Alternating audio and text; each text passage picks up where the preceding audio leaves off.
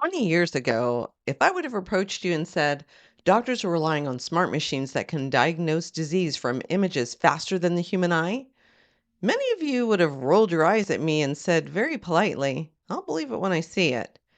Well, today we can find a plethora of studies on the use of AI in dermatology and its impact in helping diagnose skin cancers. And at times, this AI is 99% correct. Hi, I'm Teresa Yankin, and I'm a healthcare informaticist. What I do is I bridge the knowledge and the language gap between the business and technology, bringing them together to collaborate to make sure that we can build the best products possible for our customers. When it comes to health IT, I really want you to elevate, to innovate, and to inspire yourselves and your teams. So you'll find me here talking about AI in healthcare, data governance, and the use of standards like FHIR in healthcare. We need them all so that we can be the good stewards of the data entrusted to our organizations by our customers. Back in December, I participated in a webinar on LinkedIn called Chief Executives in the Age of AI Leveraging AI for a Competitive Edge.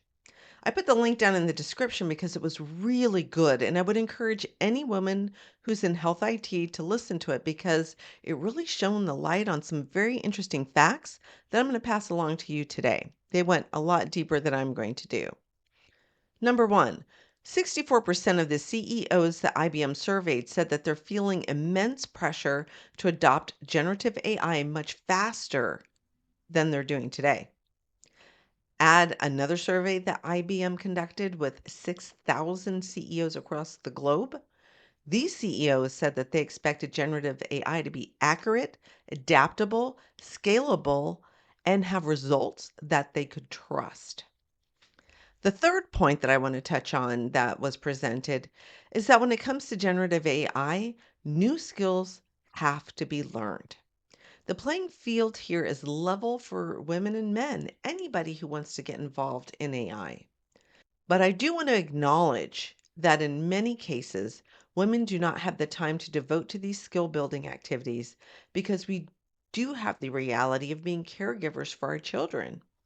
And as the boomers age, we're taking on caregiving for our parents as well.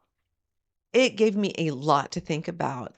So after I listened to the original broadcast, I've been keeping up with the latest studies on real world use cases and implementations around AI, and I've decided to distill what many of the studies have reported when it comes to implementation.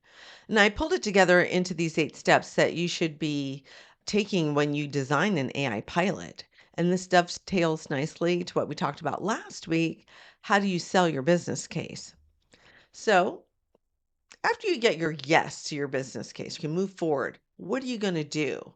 Well, we know if we want to be at the table, we have to come prepared with our best foot forward. These 8 steps, they're going to get you there as you design your project and when you execute on the idea. One, identifying the problem. What problems do you want to solve with AI? Do we want to use AI to predict patient hospital readmissions by looking at the EHR records?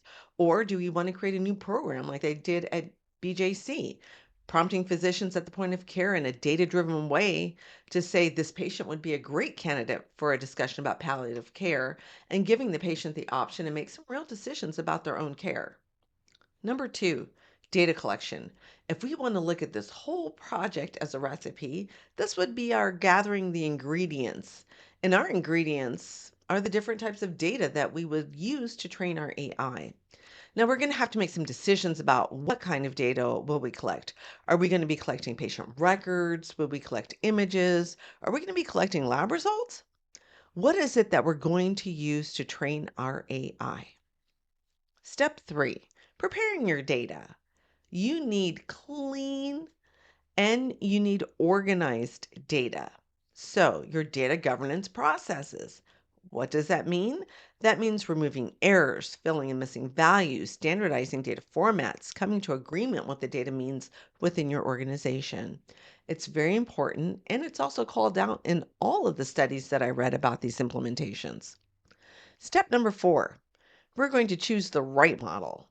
If you're going to be doing a job, you need the right tool to do the job because we know that not every problem needs a hammer. So you're going to have to decide between using a neural network for image analysis, or are you going to be using a decision tree for structured data to present a decision support intervention at the point of care with the physician? What's going to be the most appropriate model to use based on your data? Step number 5, training your model. We are going to be teaching our AI model through different examples. As I say, practice makes perfect, so we're agreeing that we're going to ingest this data, see what the output is, and refine our data sets as we go along to make sure that the data we're using to train our model is appropriate. Just a reminder, whoever controls the input going in to these models controls the output coming out of the models. Our goal is to make sure that that data is fair, it's equitable, and it's not biased. Step 6, evaluating and refining. The AI model is like a student and it's going to be taking tests. We're going to give it evaluations to know how well it has learned. And we're going to have to do some trial and error, and we're going to have to show how the feedback improves the model's performance over time.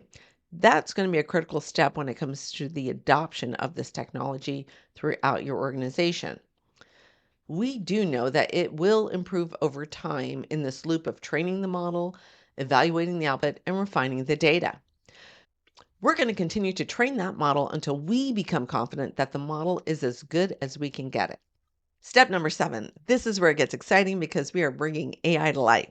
We're integrating it into the real world to solve real problems. One example of that would be embedding the AI model into a hospital's electronic health record system to send out an alert if the patient has a potential risk.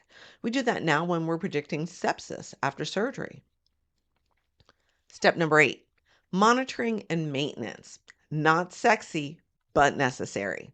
This is not a once and done implementation. The model continues to grow, learn, and adapt in its output over time. We're going to be regularly checking the model's performance and updating it with new data as we get availability to new data sets. Lastly, of course, and this is the foundation, it's navigating that maze of AI ethics, privacy, bias, and fairness. How do we ensure that this AI model is fair and it also respects our customers' confidentiality and their wishes?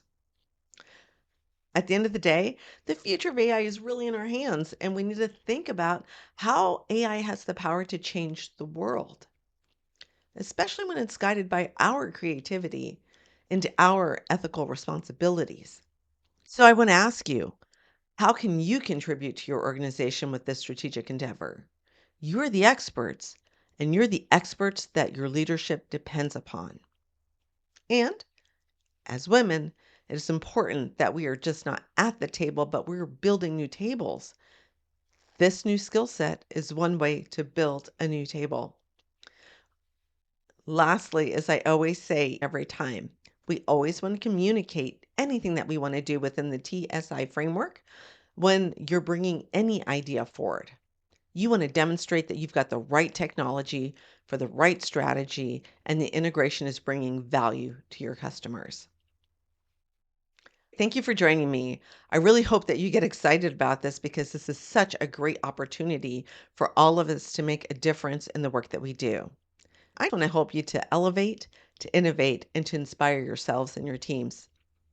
I'll catch you guys here again next week. Have a great one. Bye.